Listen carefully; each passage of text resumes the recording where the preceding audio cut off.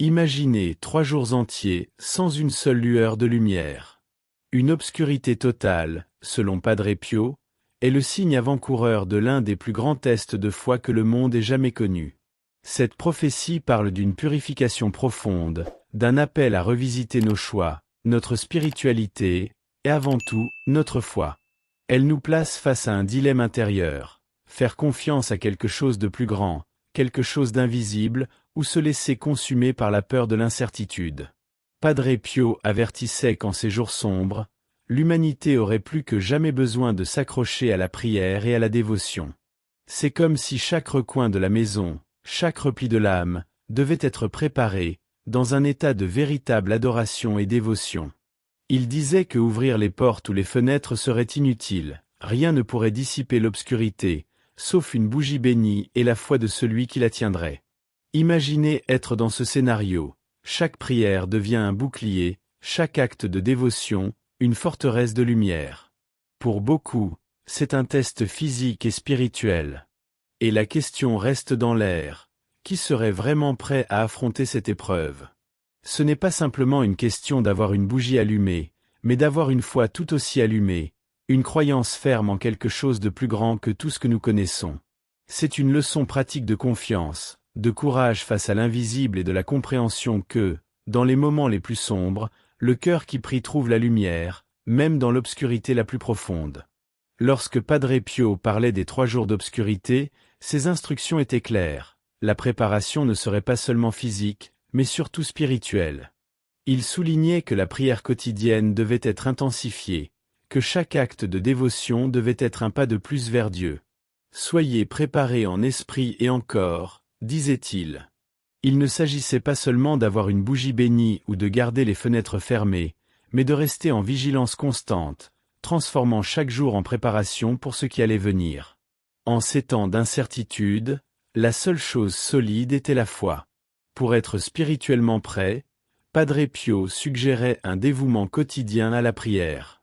Pas une prière superficielle, mais une prière profonde, une rencontre authentique avec le sacré. Cela pouvait se faire à travers l'utilisation de la Bible, des Écritures, ou même à travers des chants et louanges, qui fortifieraient l'âme et préparaient l'esprit pour les moments difficiles.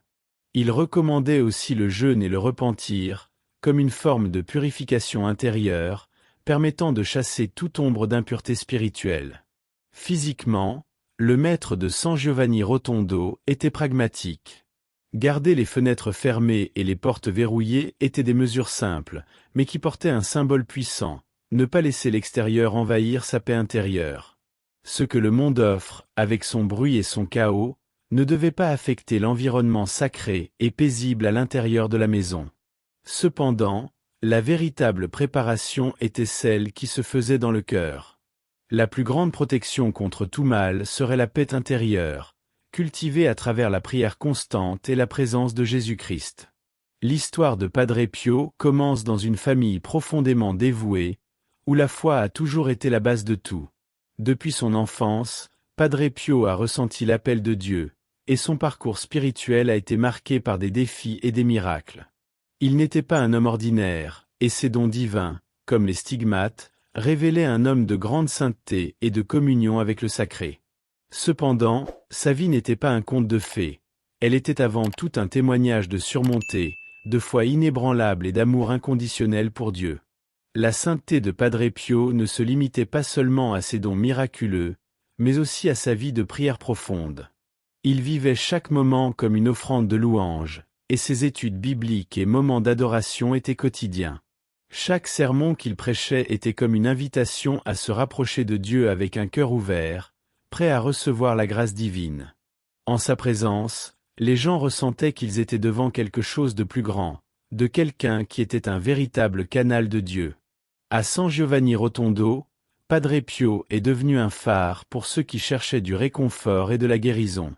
Son rôle de confesseur et de leader spirituel lui a apporté une immense responsabilité, mais il l'a embrassée avec humilité. Pour lui, il n'y avait pas de plus grande mission que de guider les âmes vers la rencontre avec Jésus-Christ. La sainteté de Padre Pio n'était pas seulement liée à ses miracles, mais à la manière dont il vivait sa foi de manière profonde, authentique et avec une totale confiance dans la providence divine. Padre Pio avait une vision claire du rôle de la protection divine pendant les 3 jours d'obscurité. La présence de Dieu serait un refuge pour les fidèles. Il croyait que les anges, envoyés par Dieu, protégeraient tous ceux qui suivraient ses orientations avec foi et dévotion. L'idée que la protection de Dieu était à la portée de tous ceux qui restaient dans la prière et la vigilance spirituelle apportait un sentiment de sécurité et d'espoir. Pour lui, la véritable foi serait comme un bouclier contre les forces du mal. En plus de souligner l'importance de la prière, Padre Pio suggérait que les fidèles se préparent à protéger non seulement leur corps, mais leurs âmes. Cela signifiait vivre en harmonie avec la parole de Dieu, pratiquant des actes de bonté, de compassion et de repentir. Il croyait que ceux qui menaient une vie chrétienne exemplaire seraient protégés du mal, même dans les moments les plus sombres. La protection divine, pour Padre Pio, était à la fois physique et spirituelle, couvrant tous les aspects de la vie du fidèle. Et ce n'était pas seulement l'être humain qui avait besoin de cette protection. Padre Pio affirmait également que même les animaux, qui vivaient dans les maisons des fidèles, seraient protégés pendant l'obscurité. Dans ses sermons, il disait que la miséricorde de Dieu ne se limitait pas aux êtres humains, mais s'étendait à toute la création. Cette vision de la protection divine, inclusive et totale, apportait à ses disciples un sentiment de confort et de confiance, leur assurant que Dieu veillerait sur tous ceux qui recherchaient sa grâce, quelle que soit la situation. Padre Pio soulignait toujours qu'en période de tribulation, la foi était la clé de la survie spirituelle. Il croyait qu'au cœur des heures les plus sombres, ceux qui maintiendraient leur confiance en Dieu seraient à l'abri du désespoir et de la peur. La vigilance spirituelle était tout aussi essentielle, car elle garantissait que les croyants seraient prêts à affronter toute épreuve divine. Il enseignait que par une prière constante et une vie de dévotion fidèle, l'âme serait fortifiée contre les tentations du monde. Padre Pio parlait aussi de la nécessité de se préparer sans cesse, comme si chaque jour était le dernier. Il conseillait à ses fidèles de faire de la prière et des études bibliques des habitudes quotidiennes, car ces pratiques ne les rapprochaient pas seulement de Dieu, mais les protégeaient spirituellement. Garder l'esprit et le cœur tournés vers Jésus-Christ était un moyen de se protéger contre les distractions et les dangers spirituels qui surgissent lors de périodes de tribulation. Pour illustrer, il encourageait à créer des routines de dévotion, comme prier le rosaire chaque jour et s'isoler dans des moments de calme pour méditer sur les Écritures. En temps de crise, la foi, soutenue par la vigilance, serait ce qui garantirait que l'âme reste ferme, prête à affronter toute obscurité. Cette discipline de foi et de prière ne renforçait pas seulement les croyants, mais maintenait aussi la flamme de l'espoir allumée, même dans les moments les plus difficiles.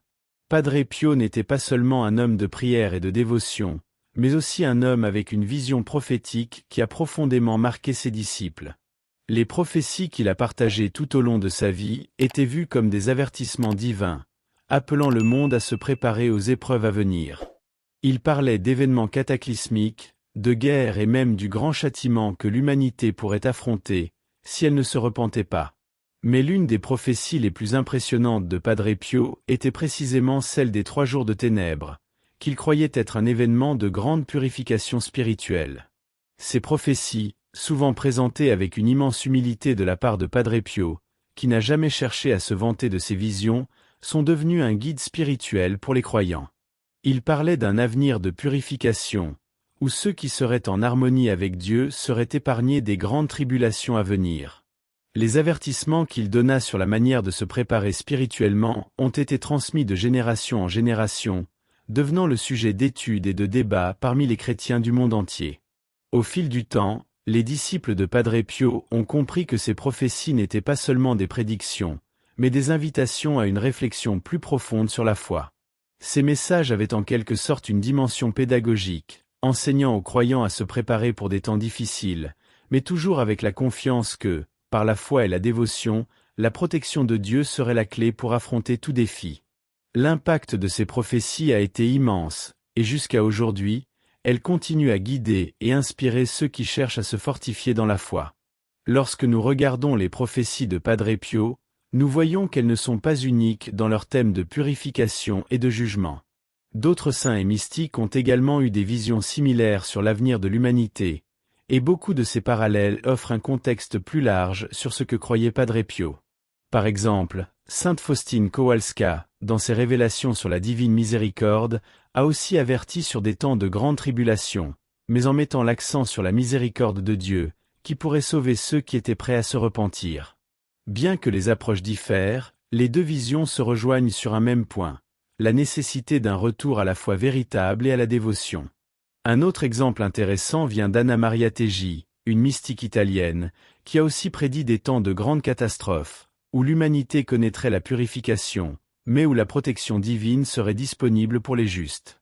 Elle parlait de la nécessité d'un lien fort avec la foi catholique et de la manière dont la prière constante pourrait garantir le salut dans les heures les plus difficiles. Le parallélisme entre ces visions et celle de Padre Pio est remarquable, car les trois mystiques insistent sur la vigilance, la préparation spirituelle et l'importance de rester fidèle à Dieu pour surmonter les défis du futur. Ces prophéties, bien que provenant d'époques et de contextes différents, révèlent un schéma clair. La purification spirituelle est nécessaire pour que l'humanité soit sauvée. Padre Pio, comme les autres saints, nous enseigne que la prière, la dévotion et une foi inébranlable en Christ sont les véritables sources de protection contre les temps turbulents. Cette vision collective nous rappelle que, dans les moments de crise, la véritable force vient de notre connexion avec Dieu, et c'est ce qui nous maintiendra fermes face aux adversités qui peuvent surgir. La prophétie de Padre Pio sur les 3 jours de ténèbres résonne fortement dans le monde actuel, notamment dans un contexte mondial où des crises mondiales, une instabilité politique et des défis environnementaux sont de plus en plus présents. Dans un monde où l'avenir semble de plus en plus incertain, les paroles de Padre Pio trouvent un écho chez beaucoup de ceux qui cherchent un sens et une direction pour les temps difficiles. L'idée d'un grand test pour l'humanité, où les forces spirituelles joueront un rôle central, est quelque chose que nous ne pouvons ignorer, surtout en cette époque de grande division et d'éloignement de la foi. Par exemple, l'augmentation des tensions politiques et l'anxiété croissante à l'échelle mondiale poussent beaucoup à se reconnecter avec des valeurs spirituelles plus profondes.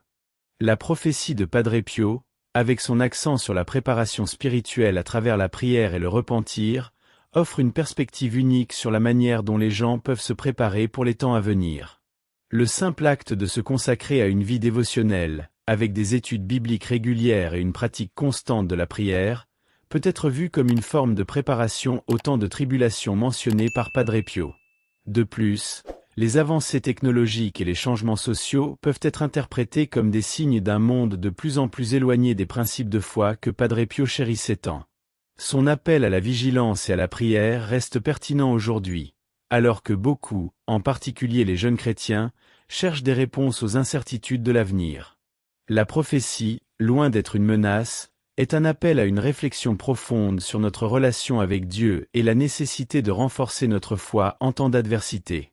Elle demeure un guide spirituel précieux, même à notre époque. La prophétie de Padre Pio concernant les 3 jours d'obscurité, comme d'autres prévisions de saints et mystiques, suscite un intense débat parmi les croyants et les sceptiques. Pour les dévots, ces prophéties sont un appel divin, un avertissement qu'il convient de prendre au sérieux.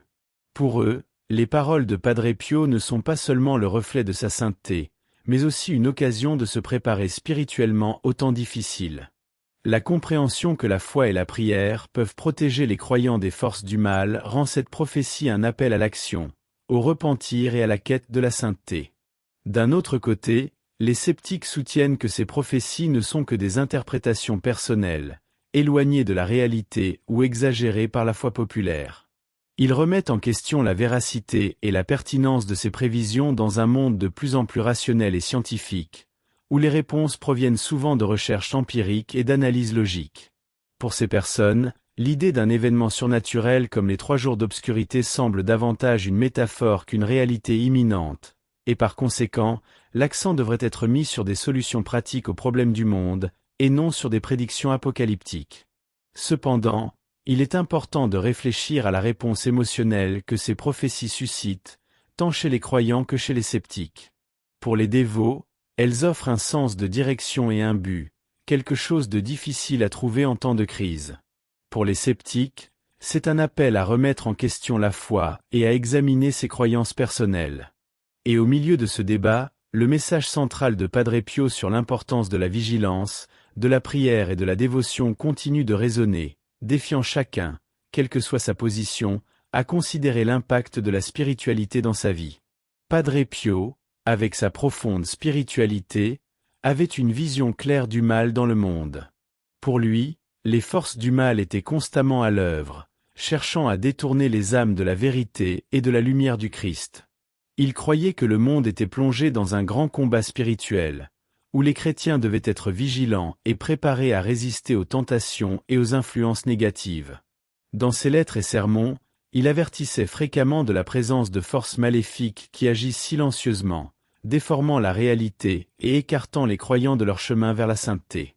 Il voyait le péché et la désobéissance à Dieu comme les plus grandes portes ouvertes à ces forces, suggérant que le manque de prière, l'éloignement de la Bible et l'oubli des enseignements du Christ étaient des invitations directes au mal. Pour Padre Pio, la prière constante, les études bibliques et la participation active à l'Église étaient les armes nécessaires pour se protéger de ces influences négatives. Il enseignait que, par une vie dévotionnelle solide et la quête de la sainteté, les croyants pouvaient résister aux attaques spirituelles qui surviennent à tout moment, surtout en période de crise et de tribulation. Sa vision du mal se reflétait également dans sa croyance en l'importance du sacrement de la confession et dans la pratique du pardon. Pour lui, le pardon n'était pas seulement un geste de miséricorde, mais une puissante défense contre les forces du mal, qui se nourrissaient du ressentiment et du péché. Il encourageait ses fidèles à garder leurs âmes pures et à se repentir sincèrement, garantissant que la grâce divine pourrait les protéger du mal. Ainsi, même au milieu des plus grandes difficultés, il croyait que la protection de Dieu était la seule certitude pour les croyants. Les témoignages des fidèles qui suivent les orientations de Padre Pio concernant les 3 jours d'obscurité sont le reflet de l'impact profond que cette prophétie a eu sur leur vie. Beaucoup rapportent qu'en recevant les instructions de Padre Pio, ils ont ressenti un sens renouvelé de l'urgence et de la dévotion, comme s'ils étaient appelés à un but plus grand. La préparation spirituelle et physique qu'il suggérait, comme la prière constante, le repentir et l'utilisation de bougies bénies, est devenue une manière de raviver la foi et de trouver du réconfort en période d'incertitude. Pour ces dévots, la prophétie n'est pas seulement un avertissement concernant l'avenir, mais aussi une occasion de renforcer leur relation avec Dieu et de vivre selon les principes chrétiens. Certains de ces croyants affirment que, depuis qu'ils ont commencé à se préparer pour les 3 jours d'obscurité, ils ont ressenti une paix intérieure croissante, comme si la présence de Dieu était plus proche. Ils témoignent que le simple acte de suivre les instructions de Padre Pio a apporté clarté et concentration à leur vie spirituelle, les rendant plus conscients de la nécessité de vivre une vie de sainteté. Cela se reflète dans des actions concrètes, telles que l'augmentation de la fréquence des messes, la participation à des études bibliques et un plus grand engagement envers la louange et l'adoration de Dieu. Il y a aussi ceux qui partagent des récits sur la façon dont cette prophétie les a aidés à surmonter des moments de grandes difficultés émotionnelles et spirituelles. Pour beaucoup, les paroles de Padre Pio sur la protection divine et le rôle des anges pendant les 3 jours d'obscurité ont apporté du réconfort lors de crises personnelles, leur donnant la force nécessaire pour aller de l'avant. Leur foi a été renouvelée, et la prophétie, plus qu'un simple avertissement, est devenue un témoignage vivant du fait que la prière et la dévotion offrent réellement une protection spirituelle tangible en temps de tribulation.